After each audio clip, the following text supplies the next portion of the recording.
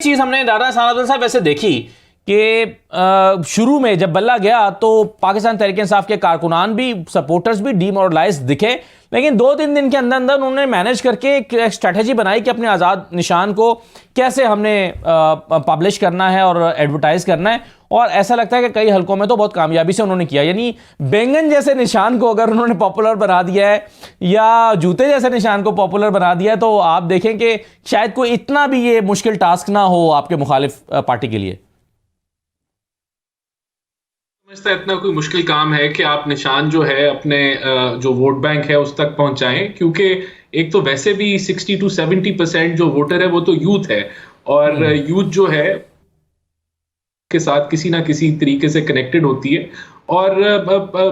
जब आपने वोट डालने जाना है तो वहां से भी पता चल जाता है कि कौन सी जमात का कौन सा निशान है। ये इतना बड़ा चैलेंज नहीं है, लेकिन देखिए मैंने तो आपको कहा कि पीएमएलएन को इस चीज असल चैलेंज क्या है सर आपके ख्याल में, आपकी मुखालिफ सियासी जमात पीटीआई के लिए असल चैलेंज क्या है? देखिए असल चैलेंज तो पीटीआई के लिए है, जो पोलराइजेशन की जो सियासत की, मेरे ख्याल से अवाम उसको रद्द कर देगी। जो एक झूठ के बयानिए पे उन्होंने सियासत की, जहां वो साइफर से लेके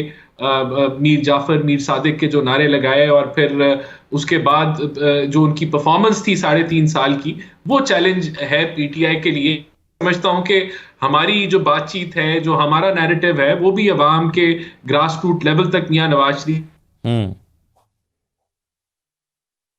और अवाम समझती है कि जो इकोनॉमिक सिचुएशन इस मुल्क की है, वो पीएमएलएन जो है कैपेबिलिटी रखती है मुल्क को उससे निकालने के लिए। तो हम तो बिल्कुल पुरएतमाद हैं कि इंशाल्लाह पंजाब में मियां नवाज शरीफ की क़यादत में, और वो चौथी दफा के वजीर आजम के कैंडिडेट होने के साथ साथ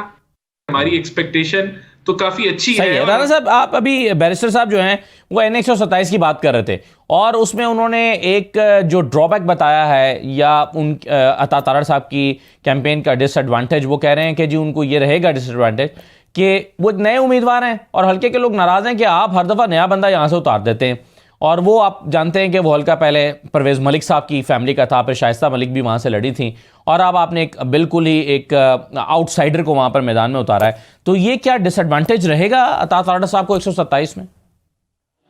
मैं तो समझता हूँ कि अता तारड़, जब आप एक नए हलके में जाते हैं तो वहाँ की लोग एक तो वेलकम करते हैं, और अता तारड़ पीएमएलएन के एक बड़े हुए और एक यूथ की आवाज जो है, वो बड़े ब्रेव पॉलिटिशियन आते हैं, तो वहां मेरे ख्याल से उनको पीएमएलएन बड़े भरपूर तरीके से उन्होंने वेलकम किया, और उनकी कैंपेन बड़ी जबरदस्त जा रही है। तो अता तारड़ जो है इंशाल्लाह सीट निकालेंगे, और हमें नहीं लगता कि वहां